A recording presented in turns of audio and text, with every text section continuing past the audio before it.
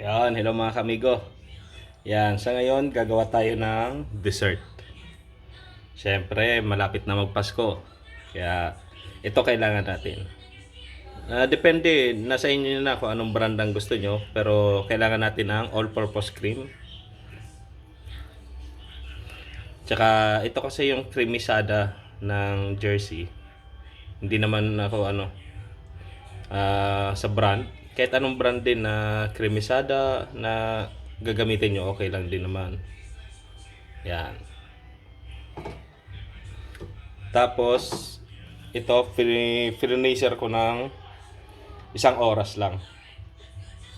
Tapos yan, ganito ang magiging niya, texture. Yan. Yan yung texture niya.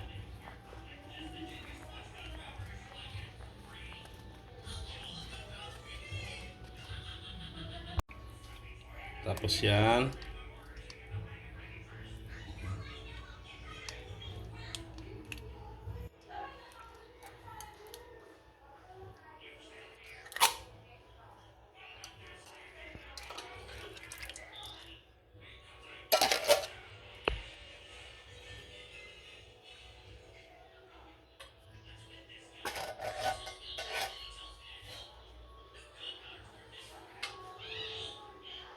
Tapos yan, kailangan lang natin ng mixer.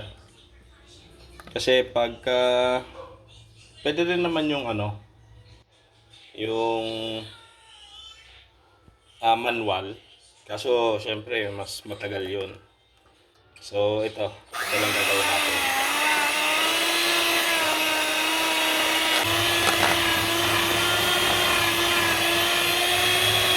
Yan, meron tayo lang mangga.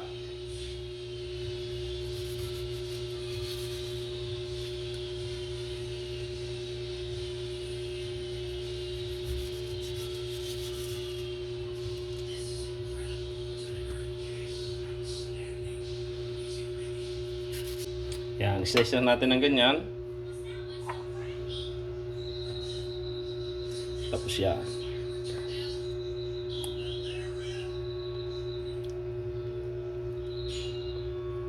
I-slide lang natin. Yun. Ito na siya.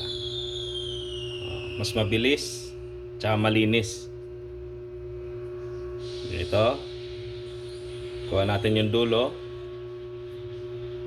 Tapos, slide.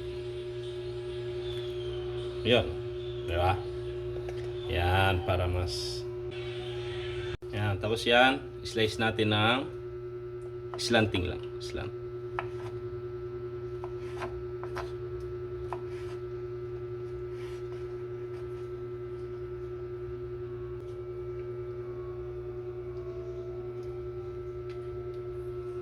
Tapos yung isang parte, tatadtarin natin.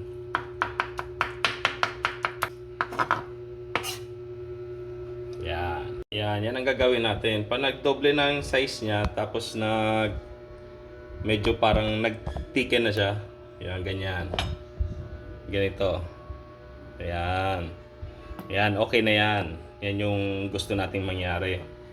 Tapos ito naman, yan, i-scrape natin yan. Tapos itong tinadtad natin na isang piraso, ihahalo natin dun sa all-purpose cream tsaka yung cremesadang ginawa natin. Yan. Ito lang yun. Hinalo na natin. Tapos mix lang natin yan. Yan. O, tara. Set up na natin. Yan. Magsaset na tayo. So, lalagyan muna natin ng yung filling natin yan. I-spread muna natin sa lalagyan.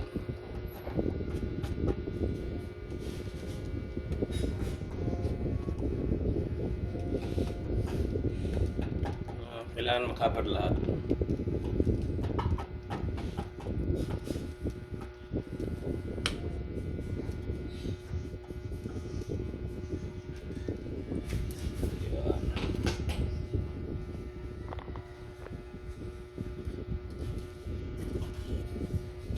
Tapos, lagay na natin yung Graham crackers.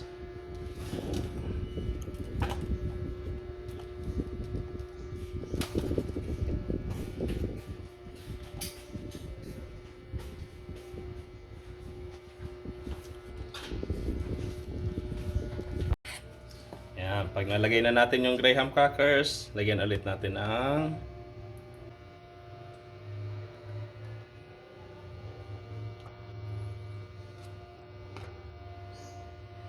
yan.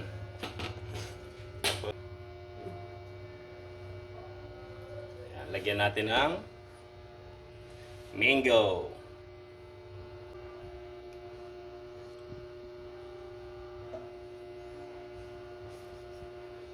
This isn't looking good.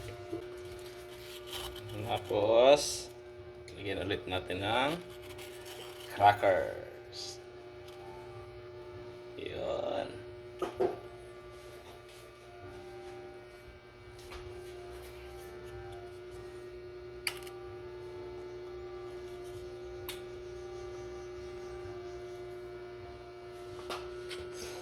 And then, yung filling ito ulit.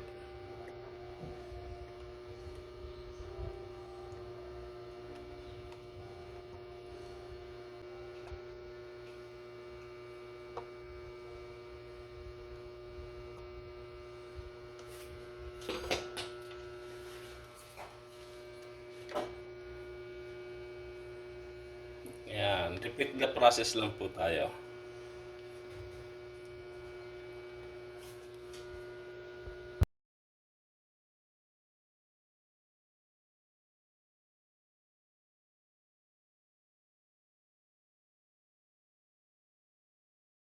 Yan, final touch.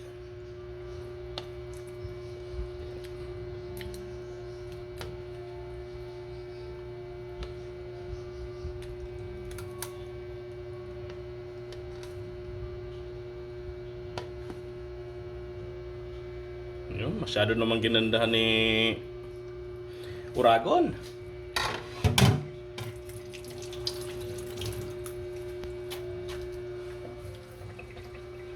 So guys, mga kamigo, ito na ang ating mango Graham. Yan. Bali, ano natin to, i-freezer natin to ng mas maganda mga 3 days. 2 days, pwede na. Yan, ito na mga kamigo.